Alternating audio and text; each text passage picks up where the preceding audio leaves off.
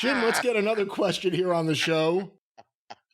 This one was sent to CornyDriveThru@gmail.com from Jack in South Australia.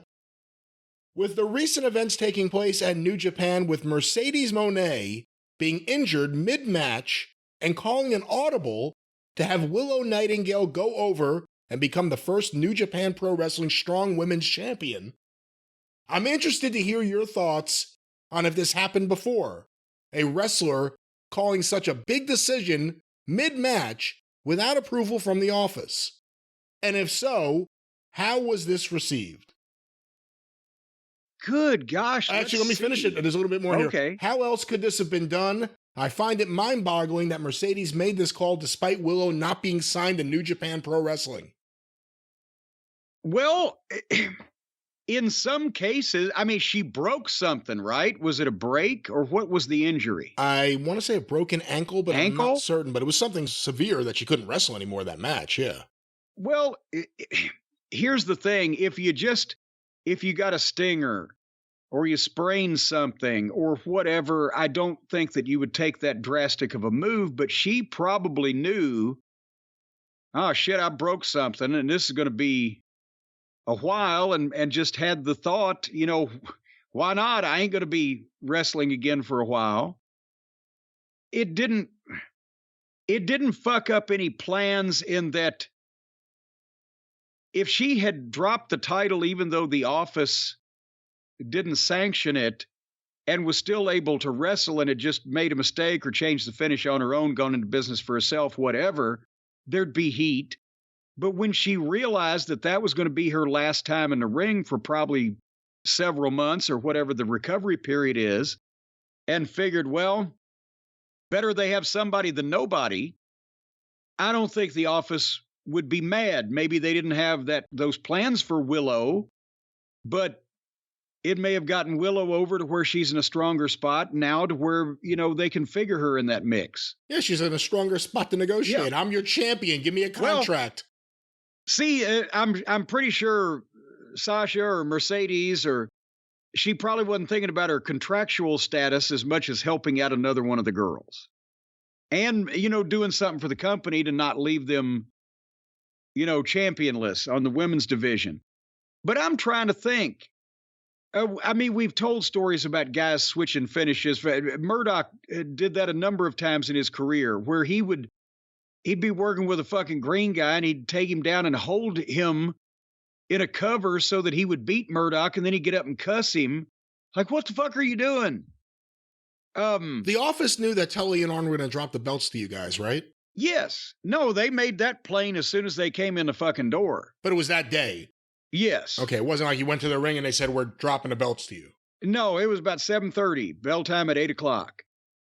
I'm trying to think, and there have been double crosses, and there have been stories where guys have been injured, and sometimes you can't do anything else. Other times, as with Steve Austin and Owen Hart, Owen, you know, staggered around and figured out a way to fall over Austin and get pinned anyway, because that was, honestly, Austin didn't know how bad he was hurt, and Owen didn't know how bad he was hurt. At that point, Owen probably thought Austin had got his bell rung.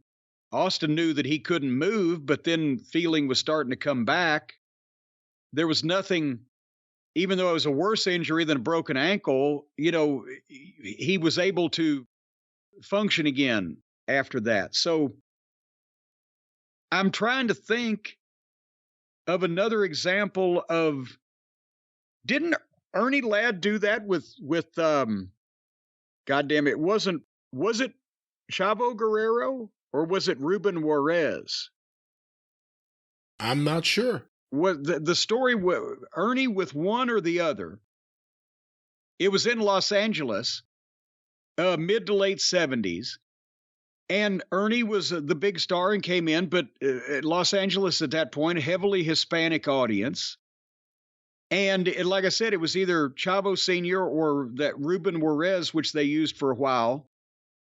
But Ernie was supposed to win, and he got in the ring and saw the way that the people were reacting and said, fuck it, and changed the finish and put him over flat in the middle. And because it was a foot in height difference and 120 pounds in weight, And then Ernie went back and told him, said, "You're fucking crazy if we don't continue this. This is a program. The kid's over." And they drew some money with it.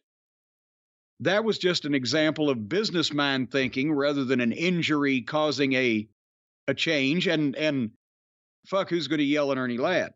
But what do you do if it's a tournament final and the winner's going to be the first champion and everything, let's say, is being built around one person winning the belt, and they do get hurt and it becomes apparent that there's going to be an issue? Remember, now I can't remember the details. When Finn Balor, they just brought it up on Raw, when he won the Universal title the first time, did he get injured in that match? Yes. Yeah, and then he turned around and gave it right back. Yeah, so what do you do? I mean, again, it's not a situation you've encountered too often because it doesn't happen, but what should the wrestler do?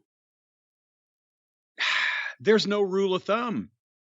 I think it depends a lot of it on the situation, who the opponent is, what the fucking, what the future is supposed to look like, and somebody on the fly figuring out how bad am I hurt.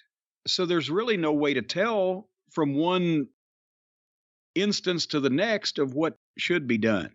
But it's one way or another, it's a fucking miserable position to be in.